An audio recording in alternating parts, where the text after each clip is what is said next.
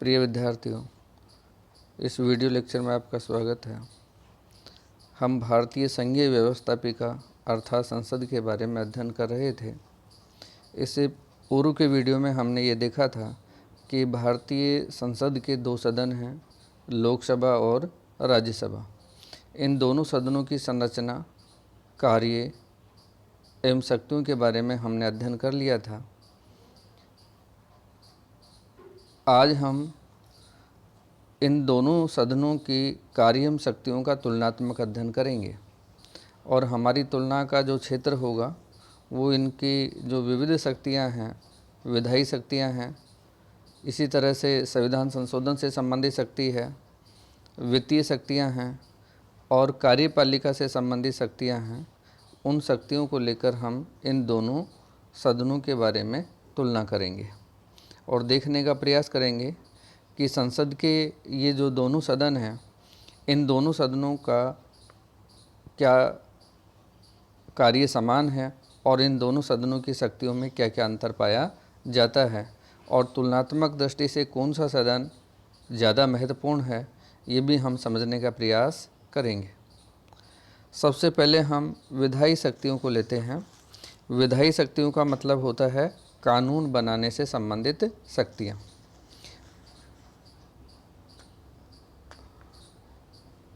आप ये तो जानते हैं कि सभी देशों की जो व्यवस्थापिकाएं होती हैं उनका प्रमुख या मूल कार्य होता है कानून निर्माण करना।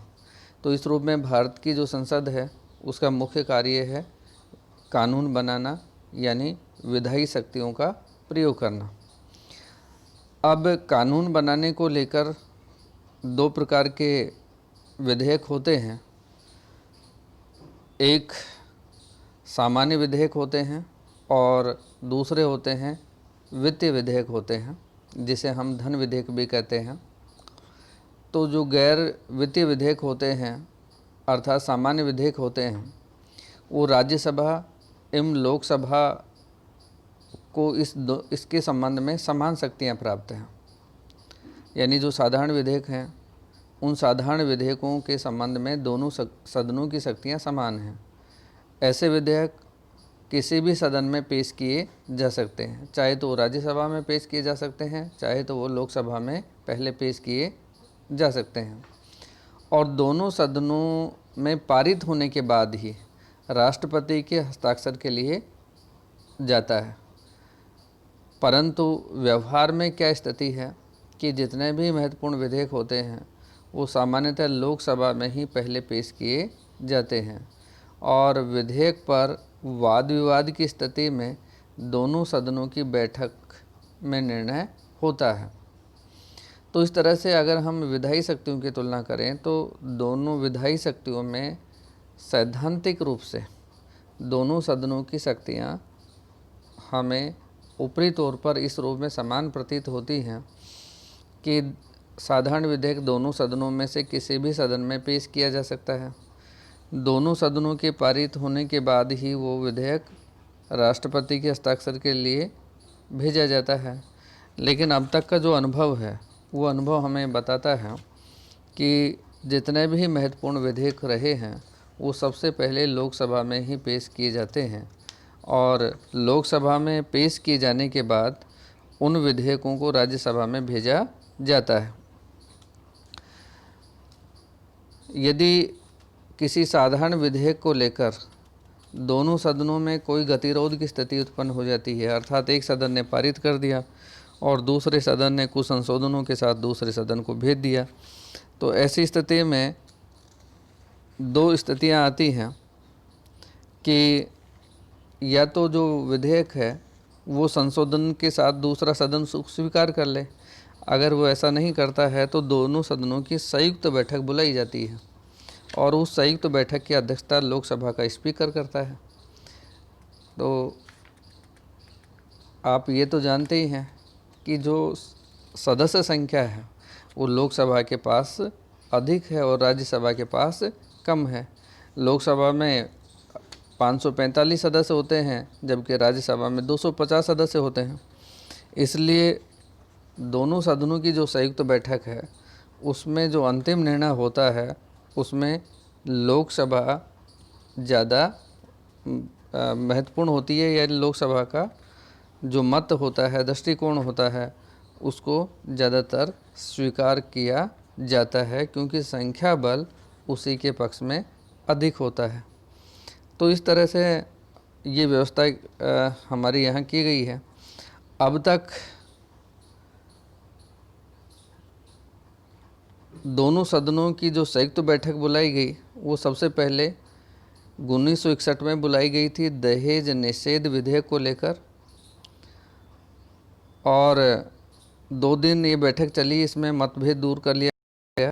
दूसरी बार 1978 में बैंकिंग सेवा आयोग विधेयक को लेकर दोनों सदनों की संयुक्त बैठक बुलाई गई, और इस बैठक में विधेयक उसी रूप में पारित हो गया जिस रूप में लोकसभा ने इसे पारित किया था।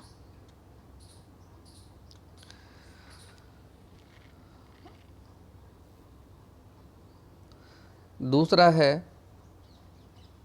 संविधान संशोधन की शक्ति। अगर हम संविधान संशोधन से संबंधित शक्तियों के बारे में अध्ययन करते हैं तो लोकसभा और राज्यसभा दोनों की शक्तियां समान हैं।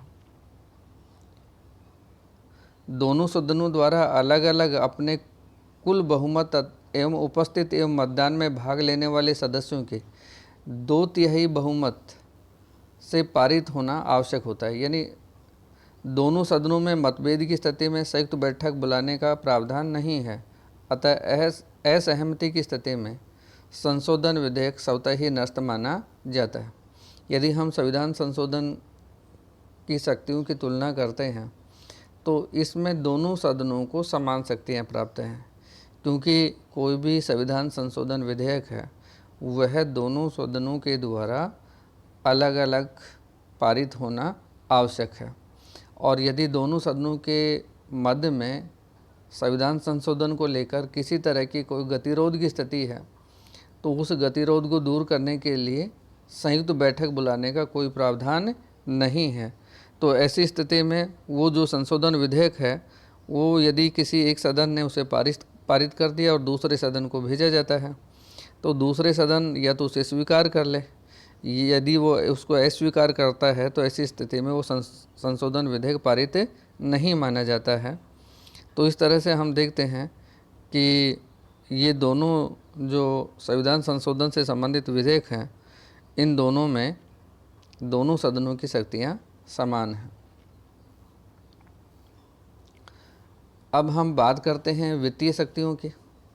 तो वित्तीय शक्तियों के संबंध में निश्चित रूप से राज्यसभा की तुलना में लोकसभा को महत्वपूर्ण शक्तियाँ प्राप्त हैं, क्योंकि वित्तीय विधेयक पर राज्यसभा की स्थिति बहुत कमज़ोर है। और इसका कारण ये है कि कोई भी धन विधेयक होता है वो सबसे पहले लोकसभा में ही पेश किया जा सकता है। लोकसभा द्वारा पारित होने के बाद वो राज्यसभा में भेजा जाता है और राज्यसभा 14 दिवस के अंदर उस पर निर्णय करना होता है। ये राज्यसभा अपने सुझाव दे सकती है, परंतु लोकसभा की इच्छा पर निर्भर करता है कि उन संशोधनों को स्वीकार करे अथवा न करे। तो इस तरह से जो वित्तीय विधेयक होते हैं, वित्तीय शक्तियां हैं, उनमें लोकसभा की स्थिति मजबूत है, राज्यसभा की स्थिति कमज़ोर है, क्योंकि जो भी वित्तीय विधेयक या धन विधेयक होता है वो सबसे पहले लोकसभा में पेश किया जाता है। राज्यसभा उसे अधिक से अधिक 14 दिन तक अपने पास रख सकती है। 14 दिन के अंदर उसको लोकसभा को भेजना होता है। यदि उसमें वो कोई संशोधन करती है तो ये लोकसभा की इच्छा पर निर्भर करता है कि उस संशोधन को स्वीकार करे अथवा अस्वीकार करे। तो वित्तीय विधेयक पूरी तरह से हम कह सकते हैं कि उसमें जो अंतिम स्थिति है वो लोकसभा के पक्ष में मानी जाती है। यदि हम कार्यपालिका संबंधी शक्तियों के बारे में दोनों सदनों की तुलना करते हैं तो पाते हैं कि कार्यपालिका के संबंध में राज्यसभा की शक्तियां लोकसभा की तुलना में काफ़ी कम हैं। संसदीय शासन के अनुरूप भारत में कार्यपालिका लोकसभा के प्रति उत्तरदायी है, राज्यसभा के प्रति उत्तरदायी नहीं है।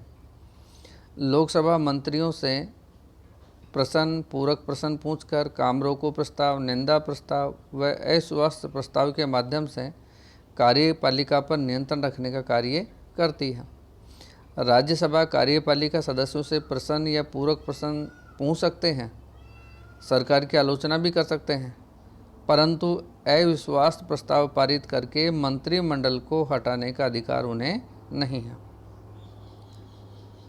यदि हम कार्यपालिका से संबंधित शक्तियों की तुलना करते हैं तो उसमें निश्चित रूप से लोकसभा की जो स्थिति है वो ज़्यादा मजबूत है बनिस्पत राज्यसभा की तुलना में, क्योंकि हमारी संसदीय शासन व्यवस्था में जो लोकप्रिय सदन होता है, हमारे यहाँ लोकप्रिय सदन लोकसभा है, उसके प्रति ही कार्यपालिका उत्तरदायी होती है। और मुख्य रूप से तो इस स्थिति में हम देखते हैं कि दोनों सदन यद्यपि मंत्रियों से प्रश्न पूछ सकते हैं, पूरक प्रश्न पूछ सकते हैं,